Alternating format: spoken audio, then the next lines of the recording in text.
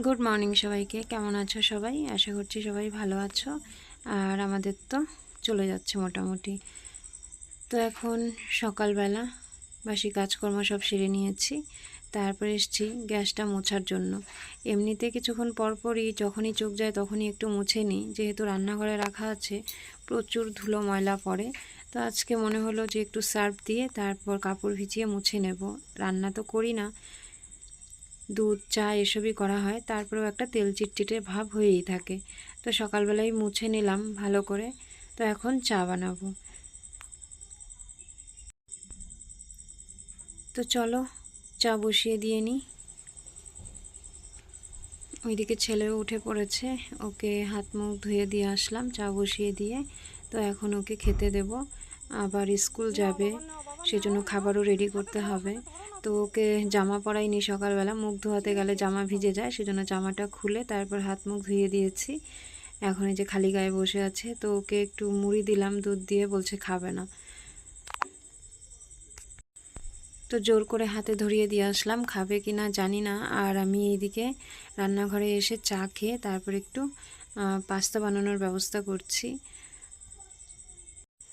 সাধারণত আমি বাড়িতে ছেলেকে ম্যাগি চাউমিন পাস্তা এসব কখনোই দেই না, তবে এখন স্কুল যায়, বাচ্চারা নিয়ে যায়, অন্যান্য বাচ্চারা, তো ওদেরটা দেখে এখন ও বায়না করে। তো কিছু করার নেই, মাঝে মাঝে দিলে কিছু হয় না। তো এই যে পাস্তা বানানো হয়ে গেছে, এটা শুধু ওকে টিফিনে দিয়ে দেওয়ার জন্য, আর আমরাও বাড়িতে একটু খাবো, মানে আমি আর সমুদ্রের পিসি। Good morning. আজ তোমরা কি খেয়েছো? আমি আলু সিদ্ধ ভাত খেয়েছি। আমি স্কুল যাব, পরে দেখা হবে।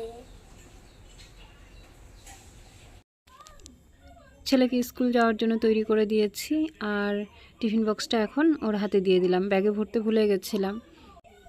সকালে ঘুম থেকে ওঠার পর যতক্ষণ ছেলেকে স্কুলে না পাঠাই ততক্ষণ পর্যন্ত আর নিঃশ্বাস নেওয়ারও সময় থাকে না। তো সমস্ত কাজকর্ম করে খাবার রেডি করে টিফিন বানিয়ে দিয়ে ওকে রেডি করে তারপর অন্যান্য কাজকর্ম করে, মানে এসব করতে করতে একদম হিমশিম খেয়ে যাই। তো ছেলে স্কুলে যাওয়ার পর তারপর আমার আর অত তাড়া থাকে না। তারপর ঘরটর গোছানো, ঘর বারান্দা মোছা, জামা কাপড় কাচা এসব করে তারপর যাই দুপুরে রান্না করতে। সকালবেলা সেদ্ধ ভাত রান্না করেছিলাম, সেটাই খেয়ে নিলাম। আর আলু সেদ্ধর সাথে আচার দিয়ে কিন্তু সকালবেলা সেদ্ধ ভাত খেতে ভীষণ ভালো লাগে। তো আমাদের বাড়িতে এই যে দেখো তেজপাতা গাছটা ছিল, সেটার পাতাগুলো আজকে বিক্রি করে দিল। তো এরকম কয়েকটা গাছ থাকলে কিন্তু বেশ ভালোই হয়। তো আমাদের বাড়িতে একটাই গাছ আছে। আর তেজপাতা বিক্রি করার পরে যে ওরা পাতাগুলো কেটে নিচে ফেলেছে, তো ছাগলদের দেখো কি আনন্দ, মানে বাড়ির ছাগল তো খাচ্ছে খাচ্ছে, আবার পাশের বাড়ির থেকেও দুটো চলে এসছে তেজপাতার গন্ধে। তো ওদেরকে আবার তাড়িয়ে দিল। তো মুখে করে কয়েকটা বার নিয়ে চলেও যাচ্ছে, খালি মুখে যাচ্ছে না কিন্তু। তো যাই এখন বাড়িতে, দুপুরে রান্নার ব্যবস্থা করতে হবে, তার আগে কিছু কাজকর্ম আছে, জামা কাপড় আছে, সেগুলো ধুতে হবে। তো আজকে আর ঘর বারান্দা মুছবো না।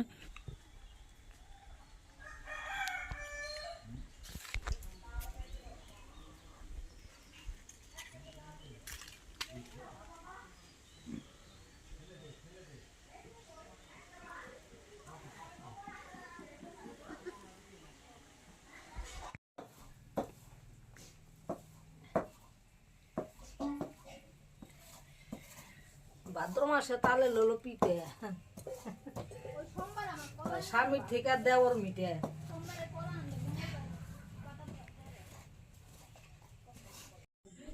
গতকালকে পিসি এসেছিল ঠাম্মাকে দেখতে, তো সমুদ্র দাদু আবার দিতে গেছিল সাইকেলে করে, তো তখন পিসি এই তালটা পাঠিয়ে দিয়েছে। ছোট্ট একটা তাল, ভেবেছিলাম বড়া করব, তো সমুদ্র বাবাও বাড়িতে নেই, তো ভাবলাম থাক দুধ দিয়ে জাল করেই খাওয়া যাবে। তো সমুদ্র ঠাম্মি এখন ছেঁকে নিচ্ছে এটাকে। আর তালের ছাকনাটা যে দেখতে পাচ্ছ, এটাকে বাড়িতে বানিয়েছে সমুদ্র দাদু। তো সমুদ্র ঠাম্মি বুঝতেই পারিনি, সেটাকে উল্টো করে ধরেছে। আর সমুদ্র দাদু এসে এখানে বকা দিচ্ছে, বলছে উল্টো না সোজা সেটাও কি বুঝতে পারো না। তো পরে বললো উল্টো করেই তো ভালো হচ্ছিল, মানে তালের রসটা ভালো বের হচ্ছিল উল্টো করে।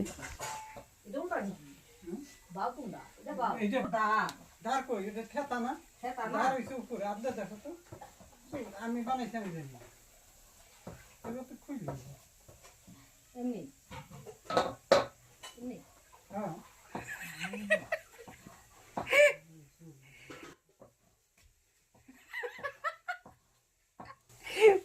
এমনি তো অমনি ভালো হইছে, এমনি তো হয় না।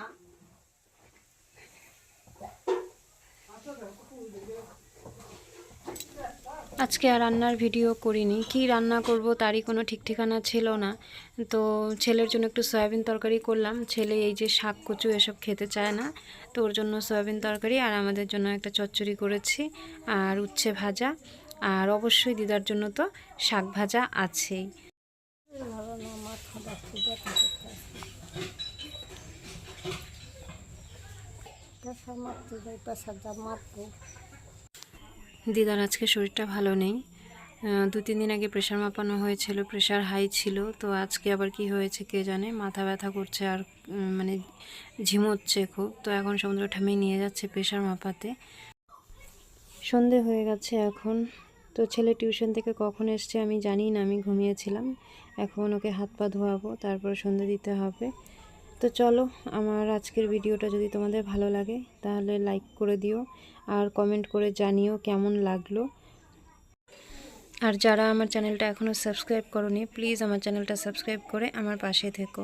তো আজকে এ পর্যন্তই, দেখা হবে পরবর্তী কোনো ভিডিওতে। তো সবাই ভালো থেকো, সুস্থ থেকো।